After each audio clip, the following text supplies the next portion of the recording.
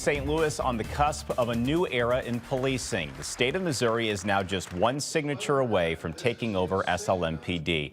This is First Alert 4 at 6. I'm Corey Stark. I'm Samantha Jones. It's been more than a decade since local control of SLMPD was put into the city's hands. Governor Mike Kehoe has signaled for months he'll sign over control to the state if the bill lands on his desk. Tonight we have team coverage of how this will ultimately impact you, from funding to local leaders' reactions. We'll begin with John Kipper, who's live tonight at the state capitol.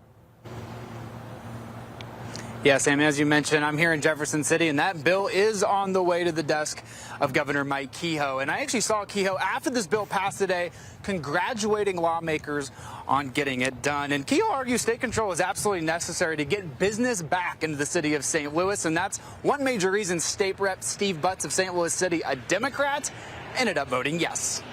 We can't keep doing the status quo. We have to make a change.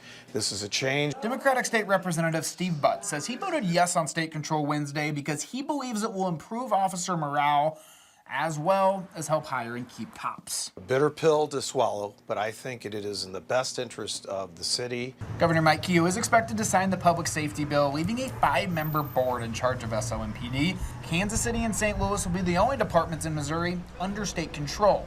Opponents against the bill argue, although KCPD is under state control, that city's crime ranks high on a national scale. If it ain't working in KC, how is it going to work in the city of St. Louis? The bill also requires the city to spend 25% of their budget on the police department by 2028.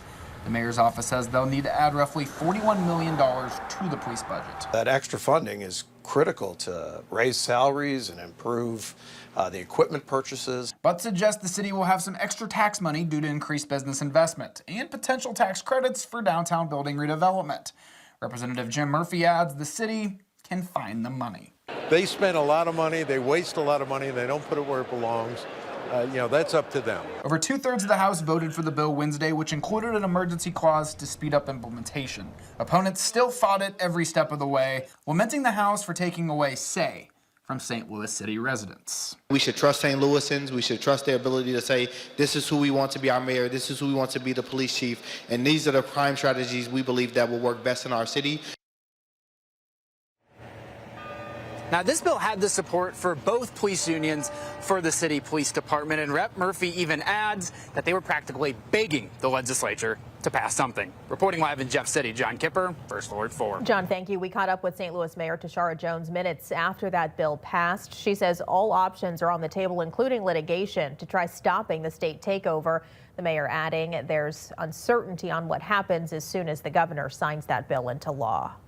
Apparently there's an emergency clause, and then the chaos will ensue because there are so many questions that haven't been answered about this so-called transition, and it's going to cost the citizens $40 million more, and that's going to take away from employee raises, it's going to take away from basic city services. This is not the panacea that people think it's going to be.